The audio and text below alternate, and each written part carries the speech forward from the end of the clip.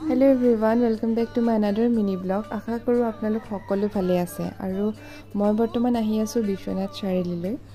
আসলতে মই সৰুৰ পৰা কেতিয়াও ৰাস চাই পোৱা নাই, সেয়েহে এবাৰ ভাবিলো যে বিশ্বনাথ চাৰিআলিতে চাবলৈ যাওঁ। কিন্তু এয়া কেতিয়াও মই ভবা নাছিলো যে জীৱনত যিবাৰ প্ৰথম ৰাস চাবলৈ যাম সেইবাৰতে জুবিনদাৰ ফটোখনৰ লগত এনেদৰে শ্ৰদ্ধাঞ্জলি শব্দটো লগতে দেখিবলৈ পাম। আৰু যিমানেই দিন নাযাওক কিয় এই ফটোখন এনেকৈ দেখিলে এতিয়াও সেই দিনটোৰ দৰেই দুখ লাগে যিদিনা আমি সেই শুনিব নিবিচৰা খবৰটো পাইছিলোঁ। আৰু আজি হৈছে নেক্সট ডে। এতিয়া মই আহি আছোঁ বিশ্বনাথ চাৰিআলিৰ পৰা বিহালী পাৰ হৈ হেলেমৰ ওচৰতে থকা মা কল্যাণী মন্দিৰ ভাগলৈ। লোকবিশ্বাস মতে মা কামাখ্যা মন্দিৰৰ পাছতে এইভাগ মন্দিৰৰ দ্বিতীয় স্থানত ৰখা হয়।